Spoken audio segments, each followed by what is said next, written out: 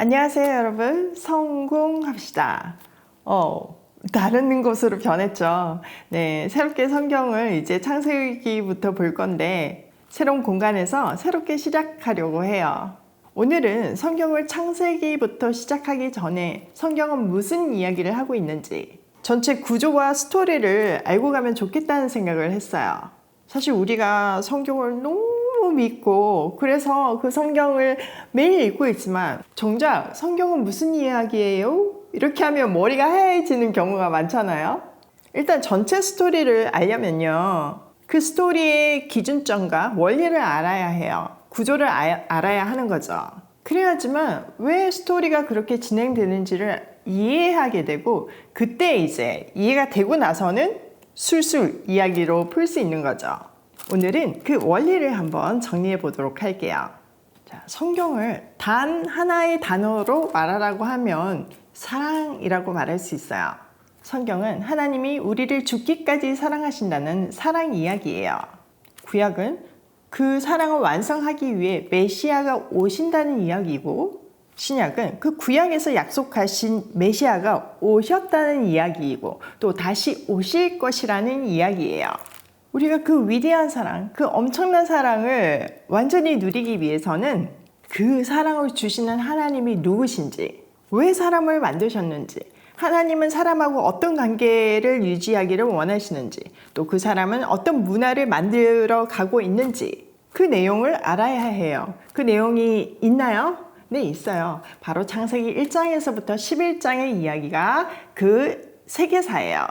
그러니까 이거는 믿는 사람들에게 주어지는 경전이나 그런 종교 서적 이전에 인류의 기원에 대해서 이야기하는, 또 세계사가 어떻게 시작되었는지 그리고 어떻게 나아가는지에 대해서 이야기하는, 모든 인류와 우주 만물의 기원에 대해서 이야기하고 있는 부분이 바로 창세기 1장에서부터 11장 이야기예요. 너무 중요하죠. 이렇게 창세기 1장에서부터 11장의 이야기는 세계사예요.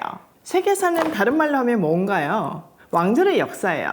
어떤 왕이 세계를 정복했나, 그 이야기가 세계사잖아요. 그러면 우리는 창세기 1장에서부터 11장까지 누가 진짜 왕인지를 분명히 알아야지만 이 세계가 어떻게 흘러가고 있는지를 알 수 있어요. 참 왕이신 하나님과 나 사이, 하나님은 나를 지으신 창조주이시고 나는 그 하나님의 통치를 받아야 하는 피조물이라는 그런 존재론적인 정의를 분명하게 세팅이 되어야지만 우리가 성경을 제대로 이해할 수 있어요. 그 존재론적인 규명을 공증한 것이 이 창세기 3장에 나오는 선악과이죠. 그런데 문제가 생겼어요. 사람이 그 창조주와 피조물의 관계를 인정하지 않고 스스로 왕자리에 앉게 된 거죠. 그 이후에 두 사람만 모여도 왕다툼을 하기 시작해요. 누구 말이 맞냐? 누가 리더이냐? 누가 왕이냐? 그래서 인류의 역사는 누가 왕이냐?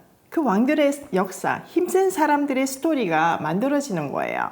힘센 사람들이 어떻게 세상을 정복해 가는가, 이것이 세계사죠.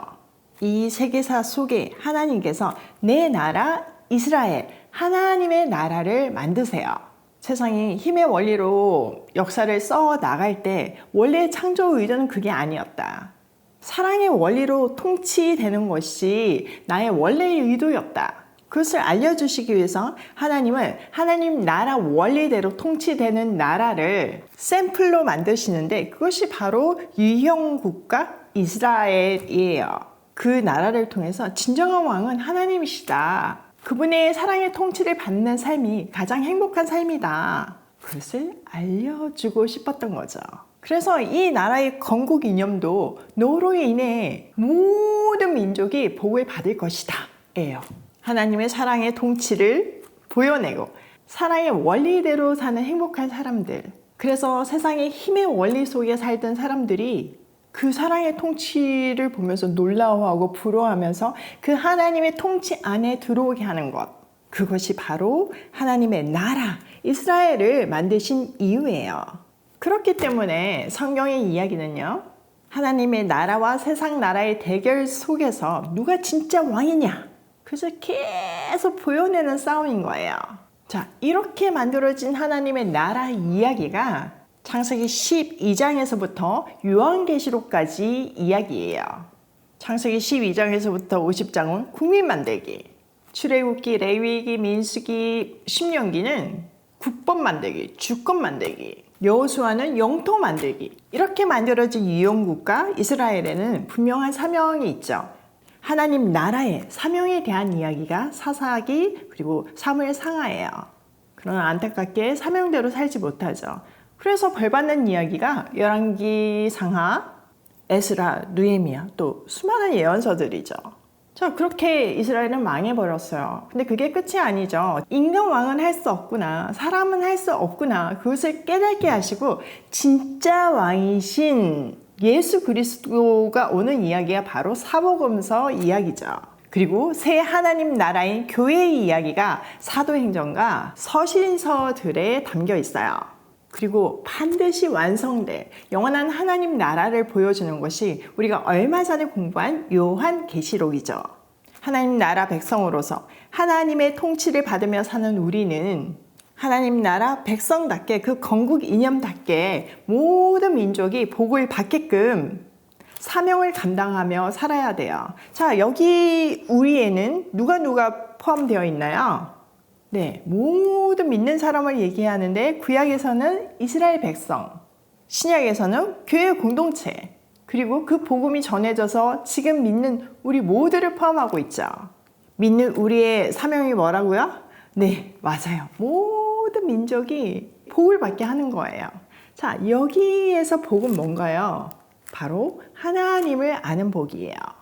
하나님의 통치를 받는 행복한 삶, 하나님의 생명 안에서 얻을 수 있는 영원한 생명을 받을 복을 말하는 거죠.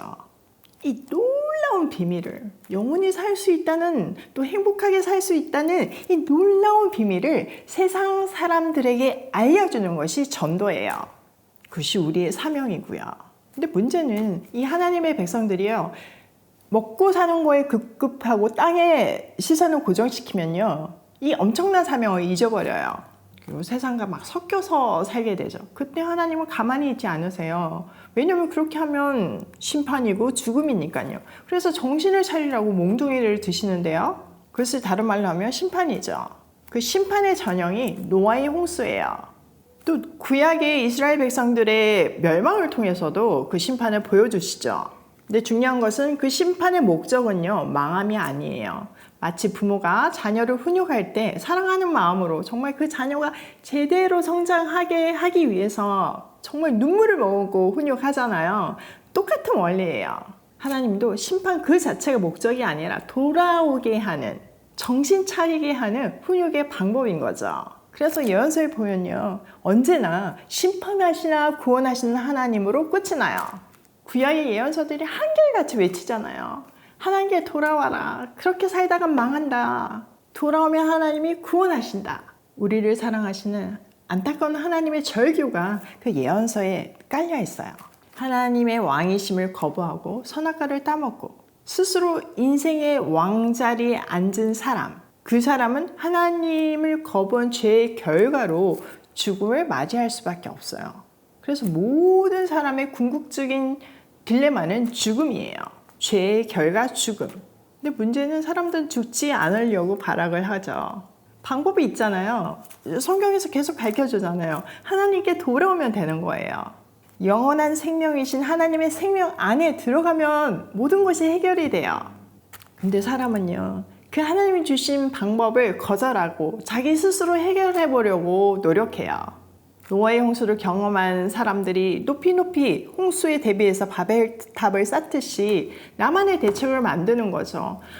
의학을 의존하고 과학을 의존하고 그것을 사용할 수 있는 돈을 신봉하게 되죠. 성경은 그 잘못된 길을 걷는 사람들에게 생명으로 이르는 길을 알려주는 책이에요. 사랑이신 우리의 하나님 아버지께서는 우리를 지으실 때 우리가 행복하기를 원하셨어요. 하나님의 모양과 형상대로 지어주시면서 세상을 정복하고 다스리기를 원하셨어요. 사랑의 원리로요. 그러면 이 땅에서도 천국을 누릴 수 있는 거죠. 다시 그렇게 하라는 거예요. 성경은 다시 그렇게 돌아가라고 말하고 있는 거예요. 비록 우리는 원죄의 결과로 육체적인 죽음을 맞이하게 되었지만 그 뒤에 영원한 생명이 있다는 비밀을 알려주는 책이 바로 성경이에요. 그러므로 우리는 하나님 나라 백성으로서 왕이신 하나님의 통치를 받고 하나님 나라 법대로 살아야 해요. 그럴 때 가장 행복한 삶을 살 수 있으니까요. 그 행복하게 사는 비결, 그 영원히 사는 비결을 우리만 아는 것이 아니라 주위에 사랑하는 사람들에게 알려주는 것이 전도이며 우리의 사명인 것을 잊지 말면서요. 여러분, 맛있는 맛집만 있어도 우리가 알려주는데 이 영원히 살 수 있는, 행복해질 수 있는 비결을 안 알려주면 그건 진짜 욕심쟁인 거죠. 문제가 있는 거죠. 이 비밀을 알려주기 위해서 수많은 하나님의 백성들이 순교를 당했고 우리도 핍박과 고난 속에서 믿음을 지켜가고 있어요.